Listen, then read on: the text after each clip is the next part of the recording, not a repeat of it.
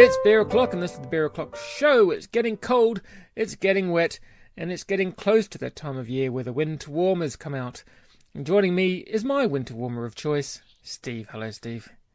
Hello, Mark. How are you doing? I'm doing all right, mate. How are you? I'm fine, thank you. I'm just in a bit of a beer haze at the moment still, after my intrepid weekend in Manchester. I'm surprised you're not in hospital with hop poisoning, to be honest. I did well. I didn't cane all of the hops, just some of them. Well, considering the amount of messages I saw on Twitter from people saying, "Where are you? Where are you?" and you said I had to go back for more beer. I didn't really fancy food. I just wanted more beer. It's like Yes, yeah. Unfortunately, I'll make a very public apology to Connor. I kind of bowed on the crawl that he had planned around Manchester and found myself back at Indy Man in the evening, even though I hadn't planned to do the Saturday night session. Such was the draw of the event. It sounded amazing. I need to go next year.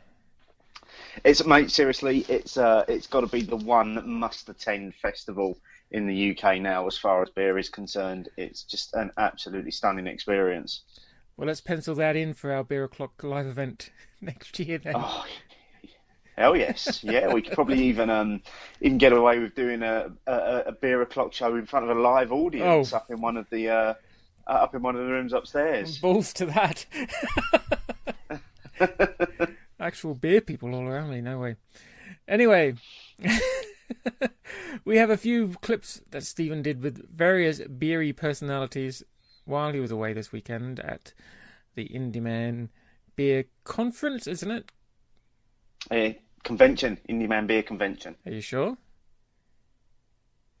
I know you always get tripped up on this. Yeah, no, it's the Indy Man, it's the convention, it's Beer Convention. Okay. Indy Man Beer Convention, yes. At the Indy Man Beer Convention in Manchester. They'll be sprinkled throughout the show. And we have a very interesting looking beer for tonight. It is... I'm not going to do the whole wait and see what it is because it's in the episode title now. It is the Isaac or Itzhak beer, one of the beers from Italy that our buddies at beersfromitaly.com provided to us. It's a beer special. And we'll get to that in just a little while. Steve, do you have any news, mate? Or do you want to get straight into the Indy Man jibber jabber? Let's get straight into Indy Man. There's one. The only piece of news this week is just to follow up on last week. We said that Justin and Ed had launched Beer East Anglia. It didn't actually end up launching last week. They had some website problems. It's now launched. It's now live. So if you want to check out the website, it's www.beereastanglia.com, or you can follow them on Twitter at Beer East Anglia. So check that out. That's the only news I'm doing this week because the rest of the show is dedicated to Indy Man and to the beer. That's it this week. Speaking of Justin, we've got our first clip from Indy Man Beer Con. This is Steve talking to our buddy Justin Mason about I can't even read this. It's a beer. Listen to it. It's an Italian beer. That there are a series of Indy Man, as you would have heard Claudia a couple of weeks ago say that Indy Man do a series of collaboration beers with a number of brewers. And basically what they did, they went over to Italy and did one with Toccolmatto called Delta Red Disorder. And I thought, seeing as we were doing Italian beers this season, that we would do a review from Indy Man. And clearly somebody wants to get in touch with me because they keep phoning. The review from Indy Man. It's a busy night in the field office. Yeah.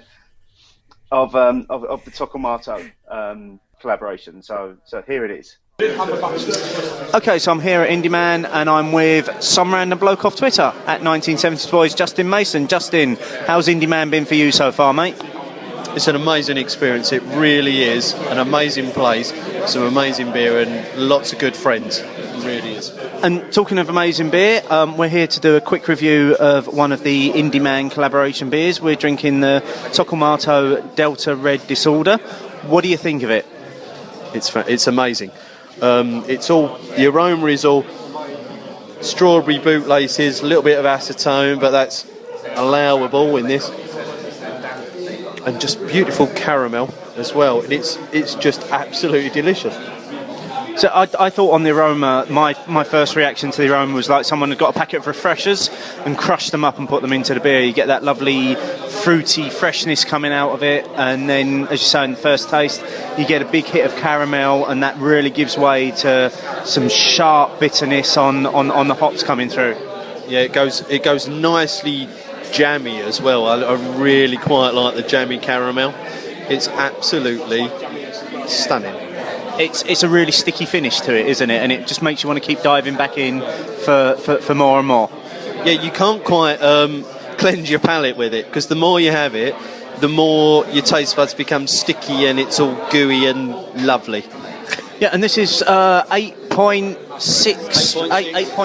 ABV. It's a red ale, and as I say, it's one of the collaboration brews that we heard Claudia talk about a few weeks ago that she's been going around and doing. So this is the Toccolmatto Delta Red Disorder 8.6% red ale Indy Man collab.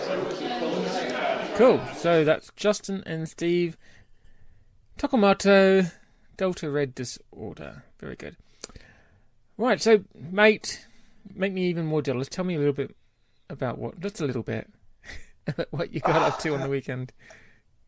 Mate, it's really difficult to try and sum it all up. I spent probably the first hour on Friday just walking around with my mouth agape, just at how stunning the facility was, because it just blew me away. The old swimming baths, it was just the perfect setting for the beer festival, with all the little breweries in the different rooms and in the pools and everything. But it was just the atmosphere, the range of beer that were available, the friendliness of people in there as well. The whole thing just worked together so well in terms of the festival. And I don't want to give away too much, because we've got an interview coming up right at the end with Jonny Heyes, who's the founder of the festival, who talks about using the space and using the inside and the outside. But mate, it was a beer heaven. It was like I'd walked through the pearly gates to beer heaven, and I was just blown away by it. As I say, the whole thing, the whole package was just exactly what I would want from a beer festival. And for me, that's going to be the only festival that's going to be on my calendar now. You can forget GBBF. I'm not going again. I'm just going to Indy Man now. Not even beers from London. That London thing that was on at the same time as GBBF. What was it called? The London Craft Beer Festival. I do want to give that a go, because there's a lot of people saying very good things about that. But seriously, in terms of any real investment into my beer drinking and beer travelling next year, Indy Man's going to be the place for me. I mean, that they were incredibly friendly. The guys that organised it, you know, Jonny was more than happy to sit down with us and spend time doing the interview with us and chatting to us about the festival. The brewers that were serving their beer were happy to spend time talking to you about the processes that they had gone through, and like I say, I mean, it's all that just in one single package. For me, is exactly what you want to look for in a festival. Yeah, it sounds great. I'm very jealous. Next year. Would you like me to tell you about some of the amazing beers that I had while I was there? Go on then, if you must.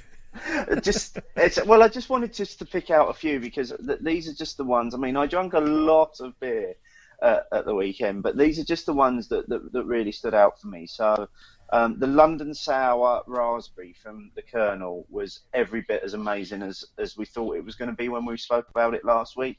It had that sour tartness that you'd expect from a sour beer, but the raspberry edge to it just made it something more. So that was a real standout.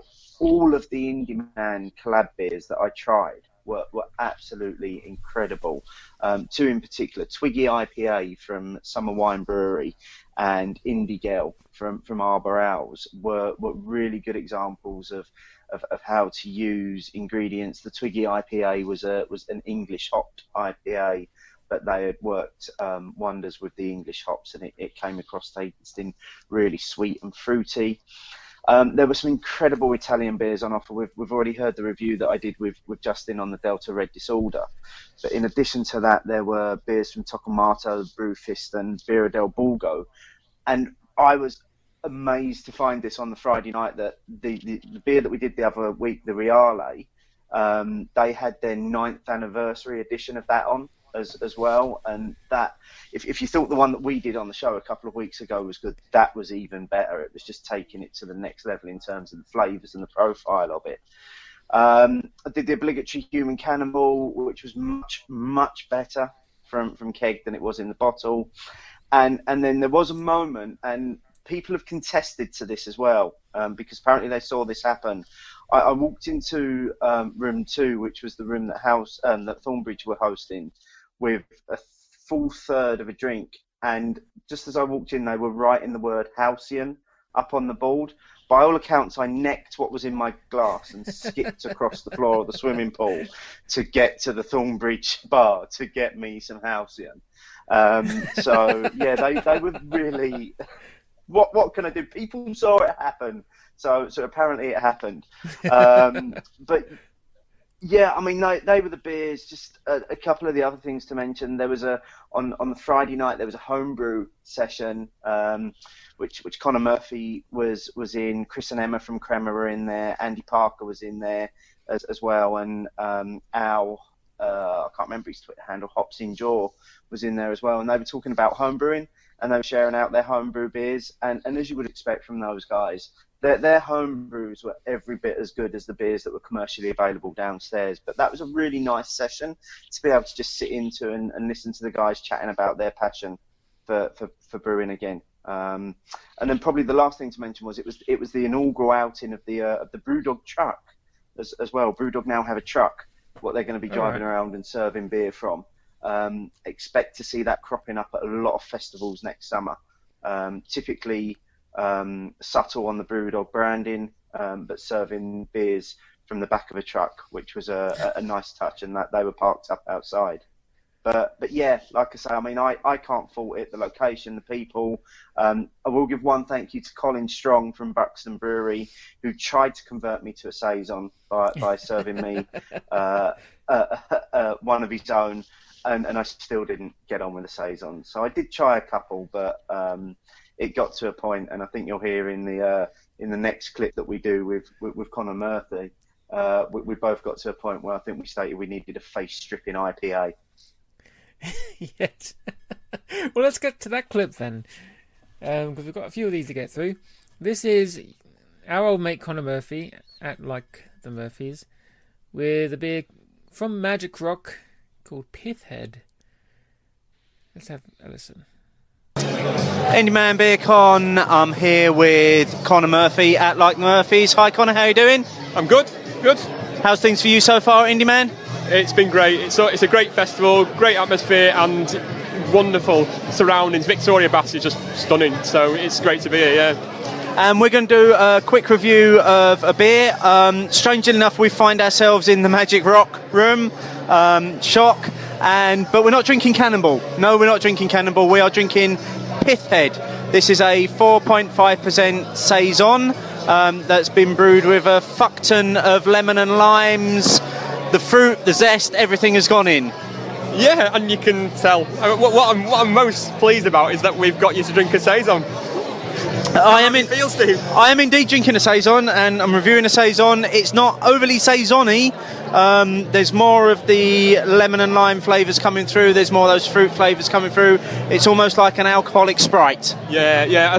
Well, it was. I think they brewed it for berefts recently, and one of the themes at berefts was radlers. So they've kind of gone for that, trying to create that German radler style. And it's a bit odd, really, because radler being a glorified shandy, really, isn't it? So yeah. It's a bit odd that kind of these kind of concepts are developed, but it kind of works. It's not, like you say, it's not a saison of sorts. The yeast character doesn't come through much, but what you do get from a saison is the dryness and that real kind of crisp sort of mouth drying finish. It strips the moisture from your mouth, doesn't it? So it's really arid, but it's good. But the zest is huge and the juice is huge, isn't it? It just affronts you initially. Yeah, it is a very dry finish. It makes you want to go back in for more. But the fruit the fruit's there, the flavour's there. It is really, really refreshing. And as I say, it's not too saison-y, so I'm not too offended by this. No, it's one you could drink all night, isn't it? Really, and you don't feel like you're drinking pop almost. But I think as much as I like it, I'm going for an IPA after this. I need some hops to recalibrate the kind of palate after this one. I'm with you on that one. So this is Magic Rock Pith Head, 4.5% ABV saison. Alrighty. Next on the schedule was what we've been drinking, but I think you've just gone through all of that, mate. I've done what I was drinking, mate. What did you drink this weekend? I didn't get many. Editing night is Thursday nights for the show. So that's when I normally sit down at the old Mac and plough through. This week's going to be a trial. But I made last week's editing night, Brewdog night, and I had the 5 a.m. and the Brixton Porter, which I've not had before. Their Brixton Porter was really nice. I recommend that one. And obviously we've been doing a few, or we started doing some little clips for Ales by Mail for their website. And so I had some homework that Steve assigned to me, some beers I needed to get through, reviews of which you'll get on the Ales by Mail website eventually. And that was this is a mouthful, this one. The India Pale Ale Ella Citra Apollo Simcoe. This is the Colonel one, isn't it? Yeah, from Colonel. So it should really be the Colonel India Pale Ale Ella Citra Apollo Simcoe. And the other Colonel Pale Ale Centennial Amarillo. And then the Southfield Hop from Bristol Beer Factory. And I'm not going to tell anyone what I think of those. I'll have to go to the Ales by Mail website and have a listen once they go up. But that will be in the next couple of weeks or so. Right. Let's have another clip. We're ploughing through these clips. This is from the very lovely Rowan Molyneux, who we had on the show last week. Your little chat with her, a little review of Against the Grains. This is a great name. This is just the best beer name. After the previous one, Pith Head, this is one of the best beer names I've ever heard. Yeah. Against the Grains, Citra Arse Down. Here we go. Beer O'Clock Show still at Indy Man, and I'm now with last week's guest, Rowan Molyneux, who's here with us to share a beer. Rowan, how are you finding Indy Man so far? Absolutely fantastic. There's some really interesting stuff going on. Yeah, brilliant.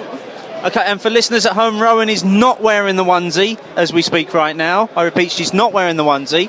But we are here drinking Against the Grain Citra Arse Down, which is probably one of the best named beers at Indy Man. Rowan, what do you think of the beer? I think it's just absolutely bursting with citrus. Mentally so. I mean, it's around, 8.5%, I think. So we've gone a little bit heavy, but it's just absolutely bursting with citrus. I mean, it does what it says on the tin, really. You drink it, it's really citrusy, and then you have to fucking sit your ass down, you know. So absolutely, yeah. 8.5%, I think it is. It's certainly not one that you're going to have too many of. It's really thick. It's got a creaminess to it, but the citra flavours come through time and time again. It's not too bitter on the finish. It's not too dry on the finish. It's almost the perfect beer. Absolutely, very refreshing. And so that's Against the Grain, Citra Arse Down, which is an absolute highlight for us of Indy Man. Oh, God bless you both. All right, let's get into this week's beer, mate. Let's do it, yes. This is from Beer Baladin. It's what type of beer? A spiced beer. It's a spiced wit beer, which is okay. Yeah, it's basically based on a traditional Belgian Blanche style, but what they've done is they've substituted Mediterranean ingredients into it rather than the normal Belgian spices that you would expect from this style of beer to make it more Italian. And it's one of the cute little Italian bottles again. Remember, guys, you can get all the Italian beers that we're featuring at beersfromitaly.com, they have this little discovery pack. You can get all 5 of the beers, and you get 15% off as well with our discount code, which you can get from our website on the Season 5 beer list. So I'm just pouring this out. Oh, this beer is called Isaac, in case you missed it at the beginning of the show. Looks a bit Irish, the label, doesn't it? It does. This was just a little bit of beer geekery for you. This was actually named after the brewer's son, who was their firstborn son, born in 1997. So when they had their son, he started brewing beers that were based on his emotions, and started naming them after that as well. Quite a lot of the beers are named after family members that he brews. The smell of this. Wow. Yeah. There's the yeastiness there, but it's not overpowering. There's a lot of citrus going on there. Yeah, I don't know about you, but mine is going nuts in the glass. It's properly carbonated. Oh no, mine's kind of just mildly carbonated, but you're getting nice sour nose off it, but a little bit sweet as well with the Citra, balancing against that yeast of the wheat beer. It smells amazing. Yeah, shall we crack into this, mate? Yeah, mate, let's go. Yeah. Cheers. Cheers, buddy. That's really comes across really orangey on the flavour, and then there's just a subtle hint of spice at the finish. Hardly any yeast character to it, which I think was probably one of the things I was a little bit worried about in terms, because of the styling of it. You know, it might have come across as being a little bit too Belgian-y, but I think that's coming across as being really refreshing, well balanced, and a nice finish on it as well. Yeah, it's kind of like a creamy fruit flavour at the top. At the bottom, you've got a refreshing, puckering citrus spice kind of laid at the bottom. Yeah, that's really interesting. It's really nice, isn't it? It's a really enjoyable beer. That is. Yeah, lots of flavours, lots going on in there. Now, this is the first time we've featured a Baladin beer, because the last two we've done have been from Birra del Borgo. Baladin are very much considered as the founders of the Italian craft beer scene. So Tio Musso in 1996 founded Le Baladin, that went on to become the Baladin Brewery. He was very much inspired by the Belgian way of brewing. Started off opening a bar 10 years prior to that in 1986, where he was the first beer bar in Italy that was stocking imported beer into the country, and then moved on to creating beer. And him and Agostino Argeri are very much who is from the Birrificio Italiano brewery. They're very much considered as the two founders of the Italian craft beer scene. Right. So this is kind of a bit of a moment for us here. We're drinking a beer from the man that's considered as the person that started the beer scene in Italy. I have to say, I'm really pleased that this being a wheat beer, but it doesn't have that really, because I've had wheat beers before, and you get a really nosy yeastness.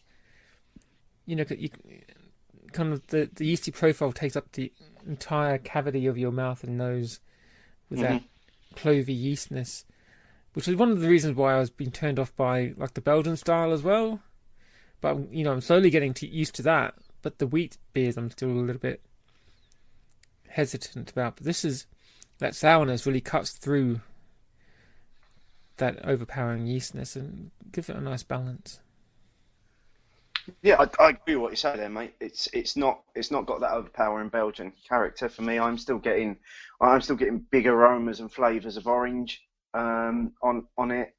Where mine's fairly carbonated as well. It's producing quite a bit of gas, and there's quite a bit of orange on that as well. and it's just as you say, it's not overpoweringly Belgian. Unlike the beer that I reviewed at the weekend at Indy Man with Roland from Stephen Roland's podcast, which was a Belgian Coast IPA. So should we listen to that review now? Yeah, sure, why not? You're screwing me notes up, mate. But yeah, here's your review with Roland Glew from the Stephen Roland's Beer podcast, which is the Saint Feuillien Green Flash Belgian Coast IPA. At the Indy Man Beer Con, and I'm here with Roland from Stephen Roland's podcast, and we are going to be drinking some Feuillien and Green Flash Belgian Coast IPA. There we go. Belgian Coast IPA. Okay, so what are we getting from this beer then? What are we getting on the nose? On the nose, we've got those hops. So it's got the American hops and stuff coming through in there. But as soon as you get into it, we got a different thing, haven't we? We have got a different thing. I found on the nose that it smelled like cheese. To be honest with you, it's got a very cheesy aroma to it. I'm not getting a lot else from that. I've got to say, I don't think today it's quite its best. So this one I've had in bottle before, very hoppy IPA-ish, but it's a Belgian at heart. It's got a really creamy, rich mouthfeel. There's definitely some savoury, some funky stuff going on, and I really like that. And I can see from your face, you're not convinced. It's a bit too Belgian-y for me. That's coming through. I'm not getting the IPA from it, and I wanted the IPA from it. It's okay, but I'm going to go with you. I'm going to defer to you. If you're saying you've had this in a bottle before and it's better than this, then I think you'd like it more in bottle. I mean, this is one where it's a really interesting one because it's a collab from some Feuillien, 140-year-old Belgian brewery, very traditional in many ways, but a great Belgian brewery.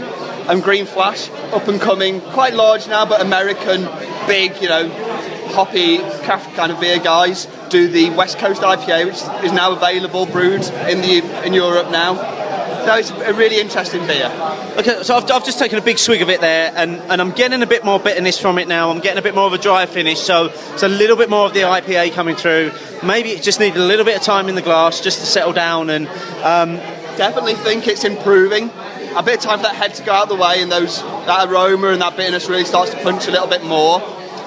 It kind of balances out all those yeast flavours that you're getting in there, and it really kind of opens up a little bit more. There is a balance between those two. This one's probably more Belgian than IPA at the moment. It's definitely more Belgian than IPA. It's certainly drinkable, and it's just one of the many, many great experiences that I'm having here at Indy Man.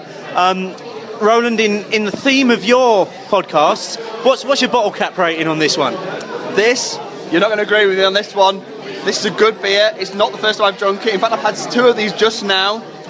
I'm going to go with 8.5. Wow, that's a big rating. I don't think I'm going to put it quite up there, but it's a decent beer. And where do we find you on Twitter? I'm at HasBeenNewBoy. My co-host Steve is at HasBeen. So yeah. Okay, so check out the guys doing the Stephen Roland's podcast. We've linked to them before. They'll be in this week's show notes. Thank you very much, Steve. Thank you. All right, so that was Roland Glew from Stephen Roland's Beer podcast that Steve mentioned last week, actually, didn't he? Or the week before. He's at... Yes, yeah. And since we've had a mention back on their podcast as well. So they can be found, Roland can be found at HasBeenNewBoy. They don't have a Twitter address for their podcast, but you can find the podcast at sarbp.com. Okay. Or on iTunes. Very good. I should hope that they'll give us a mention back. Back to this beer. It's very gassy, isn't it? Yeah. It's very gassy. I'm still not getting, as I say, I'm still not getting any of that Belgian character off of it.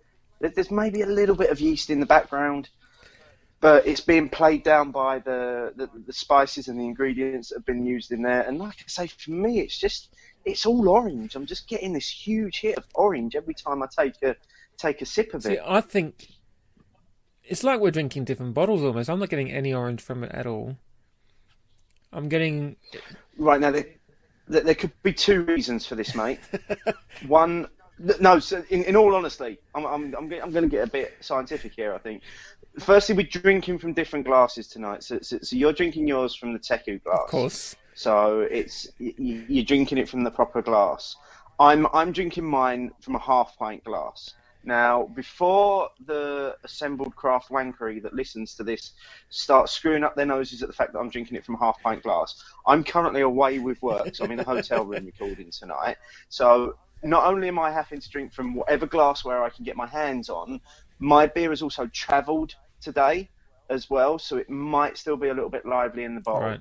And although it's been sat for probably a good 8 hours before I've drunk it, it's probably not been sat as long as it's been sat on your shelf or fridge. So I think we are possibly drinking slight variations of the same beer because of the way that they've been treated and that they're being served. Yeah, my beer has been very static in the last 3 days in the fridge, cooling. Well, after 3 days, it's more than cool.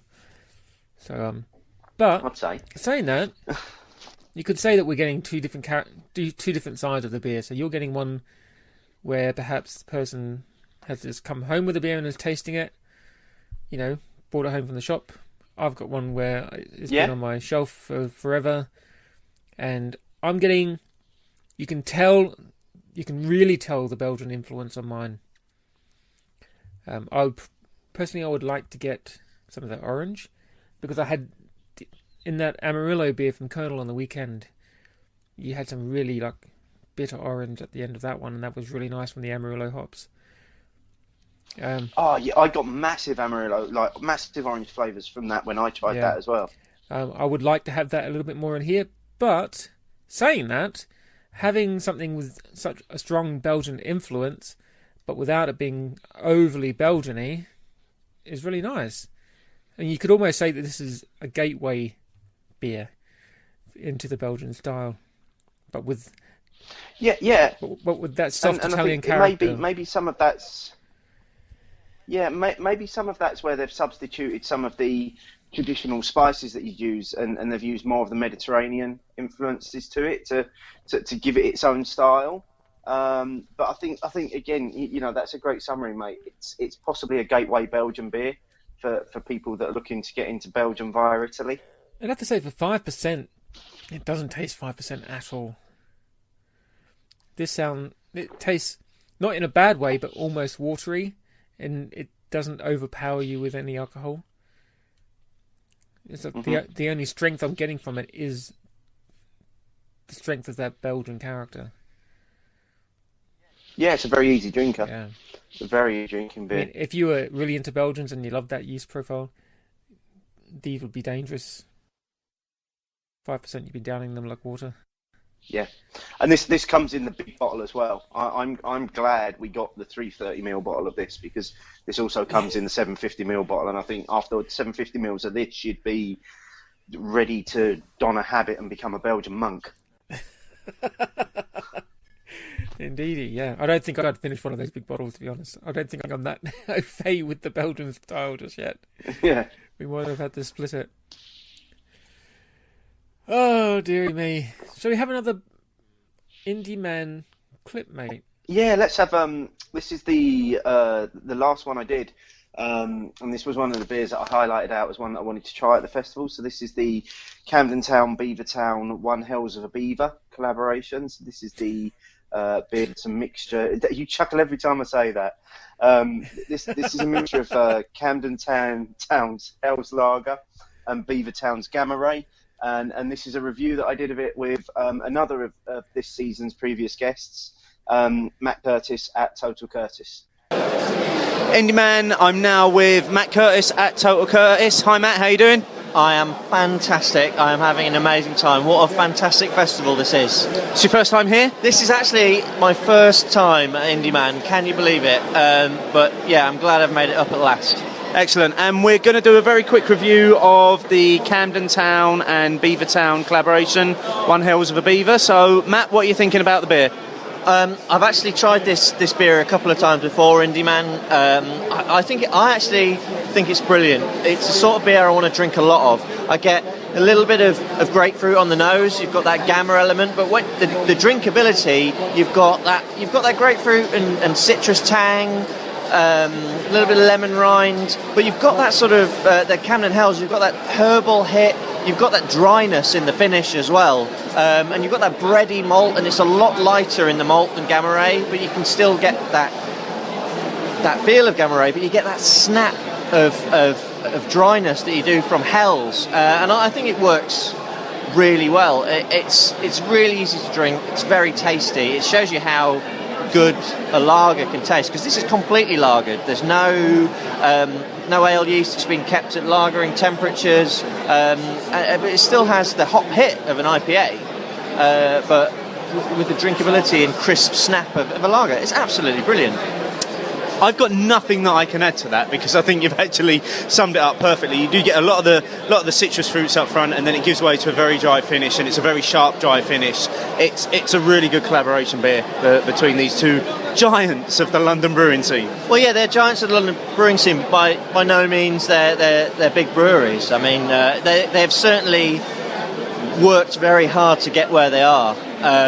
But yeah, it is like two brewers at the peak of their abilities, and the thing is, I think they're only going to kick on from what they're doing now. I think, they've both been going for less than 5 years. Imagine where they'll be in 10. If they keep going at the rate they're going, they'll have to, both of them, expand again, and I hope they can maintain this fantastic level of quality. And they're both doing something very different. So this collaboration is really interesting, because Beavertown are making some of the best hoppy ales. Camden Town are making some of the best lagers, as well as some other great beers, and their forthcoming IHL India Hells Lager is going to, I think it's going to impress some of the doubters. All the people who don't really drink lager will suddenly drink the new Camden beer when it comes out next month and change that. And hopefully, if they taste one Hells of a Beaver, they'll see what they're capable of. Because this was brewed at Camden on Camden's kit, so I think that shows what they're capable of. Okay, so this is the Camden Town, Beavertown, One Hells of Beaver. It is also available in bottles, so if you want to search it out, it's out there. You can find it. I'd say give it a go. Matt clearly recommends it. We're going to move on and drink some more great beers. Thanks, Matt. Thank you. All right, well, thanks, Matt, for joining up with Steve for that review and sharing your weekend with him. And thanks to everyone else who did reviews: Justin Mason, Connor Murphy, Rowan Molyneux, and Roland Glew. I'm still jealous, mate. Next year, I can't believe. Got to put it in. I can't believe you went without me. Oh, you don't you even. The minute the tickets went on sale, I was like, "You coming?" And he was like, "No." So mate, you've got to put it in your diary for next year. It's going to be. I think it's going to be one of these festivals that give it another. Maybe not next year, but the year after. It's going to be one of these festivals that the tickets are going to become harder and harder to get hold of, because of the excitement that comes with the festival in the lead up to it. And year on year, people are saying more and more good things about it. I think you commented at the weekend about how there's something been happening in Manchester. Nobody's been tweeting about it. Yeah, the Craft Wanker Summit. Nobody's mentioned it. I think, and that's the position I was in last year. Last year, I sat at home over the Indy Man weekend, and I watched all these people drinking this amazing beer, and I said to myself, "Fuck this! I'm going to Indy Man next year." So I booked my hotel early, so I got the cheapest rates in the hotel, and then the minute the tickets went on sale, I was there and I got the tickets. So it's the festival to go to. And in terms of the beers that are on offer, quite literally some of the best beers in the country are going to be at that festival.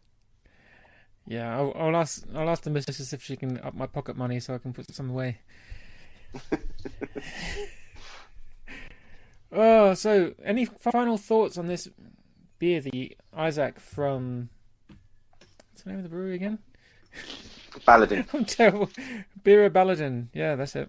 I had to find my bottle top.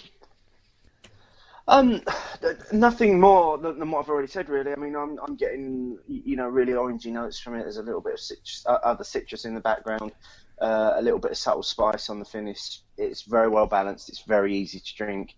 And I think, as you mentioned, mate, it's at 5%. It's another one of those dangerous beers where you could be a few into these before you actually realised how many you've done. Indeed, yeah. And for me, I'm really pleased that it does have that wit beer style, so that, you know, you are actually drinking a wit beer, but it's not so overpoweringly yeasty that it's turned me off. I mean, I'm almost finished now, and that would not normally be the case with a wheat beer. I would normally be quite struggling. So well done, guys. Another great beer from Beers from Italy. And, of course, thanks to those guys for supplying the beers for this season. Andy and Jeremiah at beersfromitaly.com, where you can order the Season 5 beers, and they're all come in a box, like I said at the beginning of the show. And go to our website, look at the Season 5 beer list, and get your 15% discount code from that. And that's, I'm pretty sure that's from their entire shop. It's across their entire range, yeah. Does that include the glasses? I'm not sure. It doesn't include the glassware, no, but Andy did mention when he was on a few weeks back that I don't know if they are, but they might be available on Amazon by now in packs of 2. We'll check, and if they are, we'll put a link direct to them in this week's show notes so people can click through, because the glassware is a beautiful thing, and there's a lot to be said about serving beer in its right glass. Yeah. And it's nice to be able to serve these Italian beers in the glasses that were designed specifically to serve Italian beers in. They also work very, very well for things like barley wine as well. That seems to work perfectly in a teku glass. Or if you're like me and it's the only glass that's clean, then any beer comes out well in a teku glass.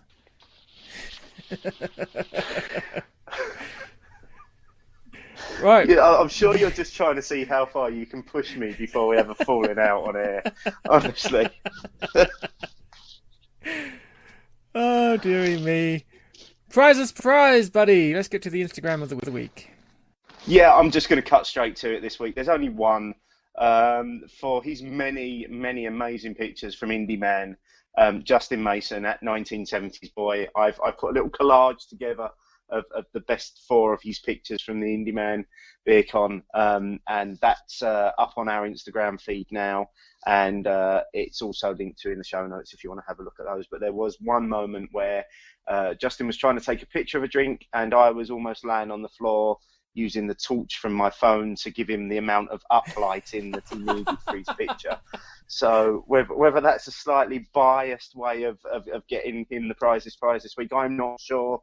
But there were some great pictures from Indy Man. But everybody keep entering the prize. Use the hashtag Cheers Guys on Instagram. Post your pictures of craft wankery, and you never know, you might very well be taking away the coveted prize next week. And what is coming up next week, mate? What are we reviewing?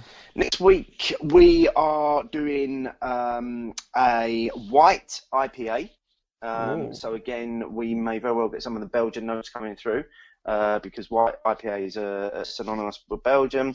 We are doing Bear Hug Hibernation IPA, and there will also be an interview with Matt from Bear Hug Brewing about the beer and Bear Hug and the Green Squares initiative as well. So keep your ears out for that one next week. Indeedy. Okay, the Beer O'Clock Show is proud to be supported by Ales by Mail, your premier destination for bottled real ales delivered directly to your door. Visit alesbymail.co.uk and use the discount code BOCS10 for a 10% discount. Our website is beeroclockshow.co.uk, Twitter at Beer O'Clock Show, I'm there at Roku Beer, Instagrams at Beer O'Clock Show, and Untapped at Beer O'Clock Show Steve, and I'm there at Roku. Stay tuned for the interview with Jonny Heyes from Indy Man at the end of this show. And Steve, I think that's about it, mate. That's it for another week, mate. As always, it has been the highlight of my week.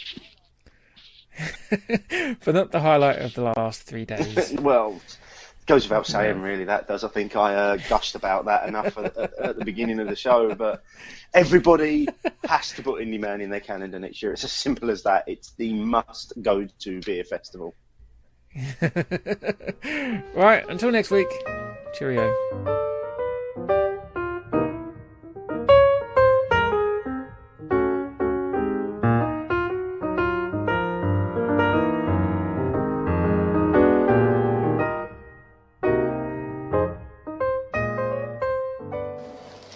It's Beer O'Clock and I'm here at the Indy Man Beer Convention with Jonny Heyes, the founder, the creator, the father of this fantastic event. Welcome to the show, Jonny.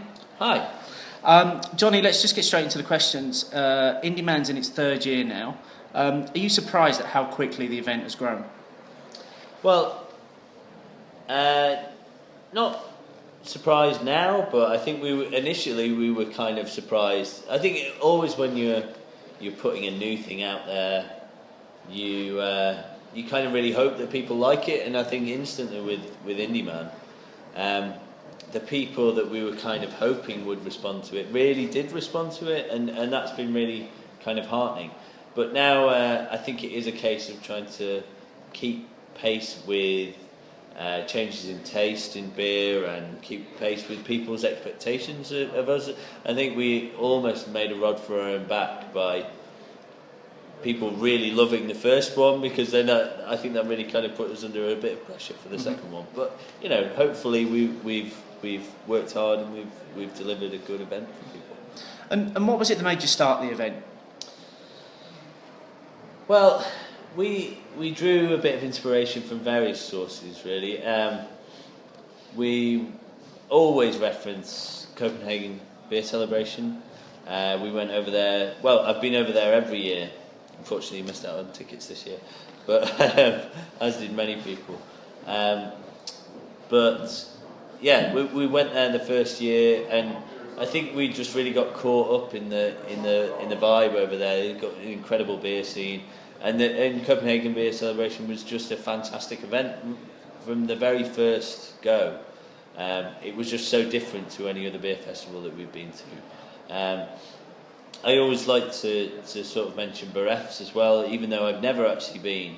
It does hold a sort of folkloric sort of position in the beer world, and just this idea of having an event in a nice venue with people there that knew about the products and connecting people with the product and the producer, and that idea really kind of stuck with us, and it was such a contrast to the type of beer events that we were able to go to in this country. So we just thought we'd have a crack. So let's just talk about two things that you mentioned there. You mentioned the venue and the fact that people can chat to the people that are actually producing the beers. The venue, for people that don't know this venue, it's a Victorian swimming baths. You can walk in and out of what were the old pools. You can go in and out of changing rooms, into the showers. You can sit and have a beer in a changing room. It's an amazing venue. What was it that made you say that's the one that we want for Indy Man? Lots of reasons, really. I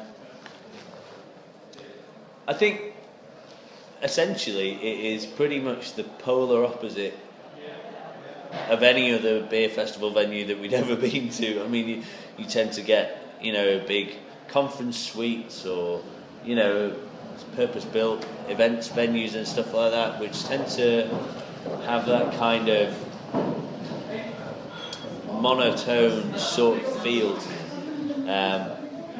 And we came here. I came here for a wedding initially, and that's what kind of really introduced me to the venue, and I just kind of really fell in love with it because it has this incredible presence as a building.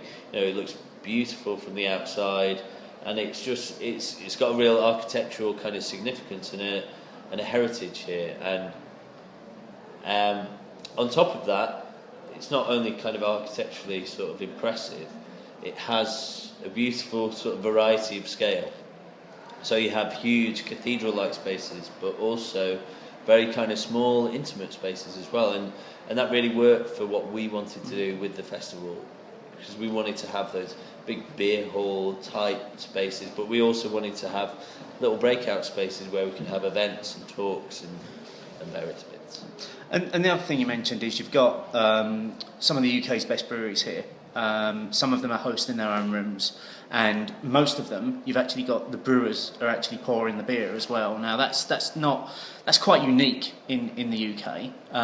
Was that something that you wanted from the outset, or is that something that's grown over time? No, that was definitely a sort of founding principle of the festival, that we wanted to have the brewers here. Really, we wanted to, like I said earlier, we wanted to bridge that gap between the consumer and the producer, and really for them to kind of really understand the product and really be able to ask questions about it and learn a little bit. So that was always a sort of founding principle, and it, it's not like it was our idea, but yeah. And if that's not enough, as we heard a few weeks ago when we spoke to Claudia, she's been off all around the UK, she's been all over Europe, she's been brewing collaborative brews with a number of breweries just for this festival. What do you think that adds to Indy Man?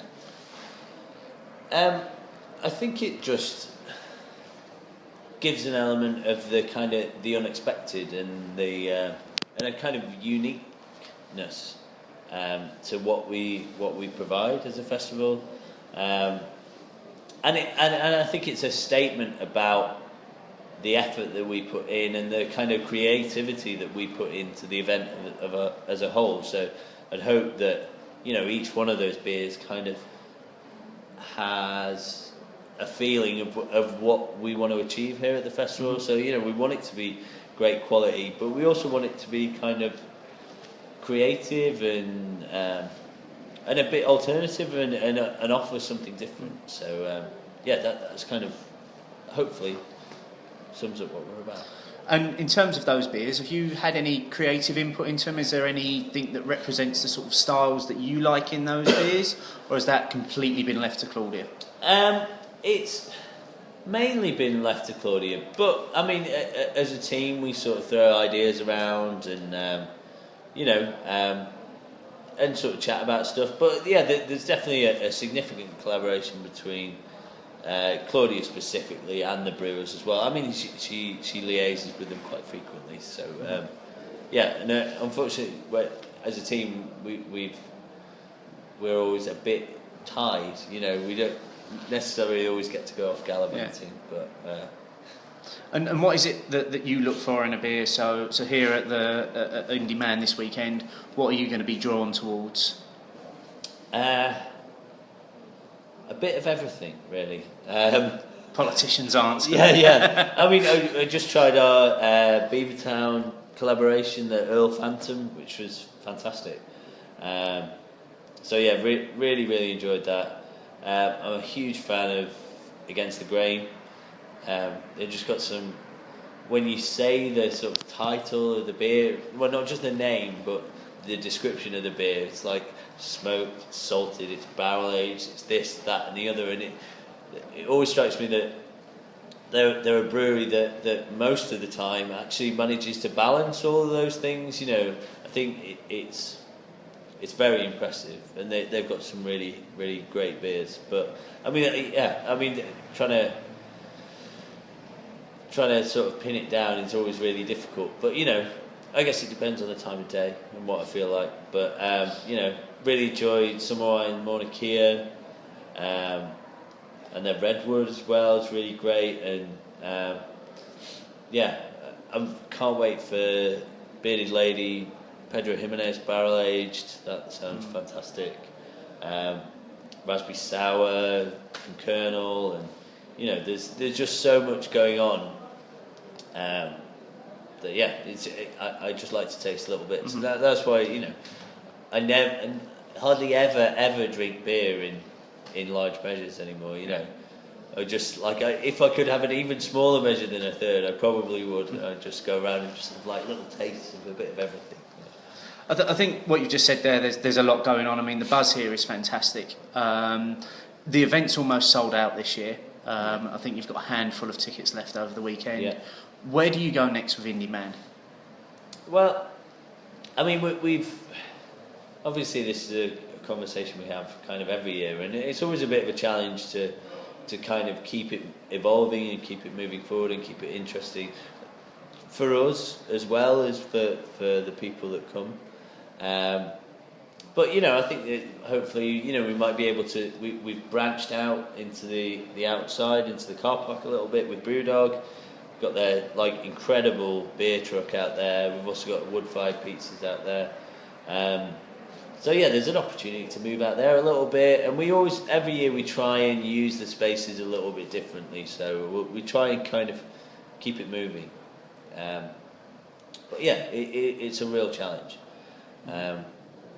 But we've also talked about doing another event maybe in the springtime. So we're looking into options, but trying to find another venue that kind of is as cool as this one is not easy. But. And many of our listeners didn't get to make it to the event this weekend. So it's an opportunity, sales pitch time. What's the one reason why they should put Indy Man 2015 in their calendar as an absolute priority? Well, I mean, the easy answer is to say that it's the UK's best beer festival. But I think that's a bit lazy. But and not at all biased. No, not biased at all. I'm 100% objective. But I mean, I think there's lots of reasons. The venue's great. We try and keep the atmosphere kind of mellow.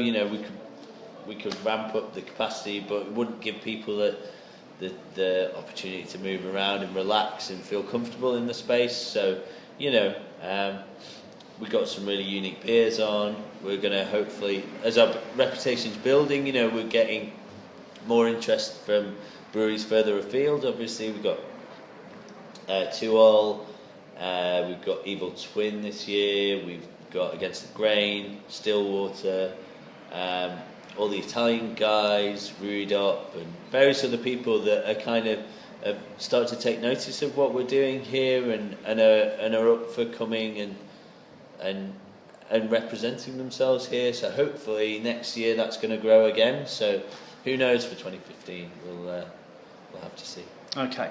Well, listen, Jonny, I've taken up enough of your time. I'm going to let you go and enjoy the fruits of your labour downstairs, and I'm going to go and get stuck into a good number of the beers down there. Well, I hope you enjoy it as well. Thank you very much, and thank you for having us this weekend. Yeah. And